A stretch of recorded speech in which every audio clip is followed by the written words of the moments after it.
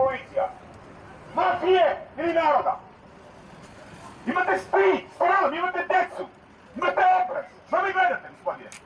Sad mi u redu. Ne govorite neku neistinu. Načelnik pomiri kriminalci po Beogradu. Pa Vučić se viđa s Belivukom. Od Vučića je vidio Milića se onako ponaša. Vi sad glumite narodnu miliciju, vi ste neki sad red. Pa kako misle vas poštuje narod? Ej, načelnik beogradske policije vam je ubio čoveke i krijete to ubistvo. 3 dana. I šta mislite, će da se narod plaši vas? Da će pustimo mafija da vlada? Pa nećemo, ne damo, ovo je naša zemlja. Kako glasi policijska zakletva? Znate ko su bili žandarmi sa čupur česte? Jesu stajali uz Turke ili uz narod? Pa gotovo je vreme Al Caponea. Brukate grb Srbije za koji su ginule generacije ljudi. I čuvate mafiju. Sramoto jedna.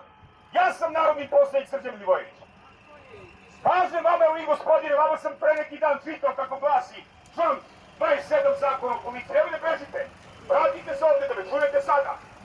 Kad neće da se gledamo u policijskoj stanici, gledamo se na kordonu. Evo tu se gledamo gospodine Dragičeviću.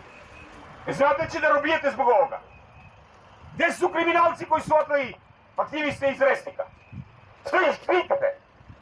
I njih vidite kao što je Veseli Milić kriju ubicu. Pa znate kako se to završi? Pa ima da vas vode u gradu centralnog zatvora spuštene glave sa rukama na leđima. I da vas pitaju deca što vas to radili tata.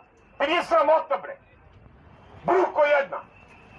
Pa svi ćete da robijate. A prvi načelnik Rakovice. Ja vam to obećavam. To doživite kako hoćete, shvatite ovo ozbiljno. Dolazi vreme pravde. Svi ćete tamo kod Veselina Milića. I Vučić prvi. Sram vas bilo.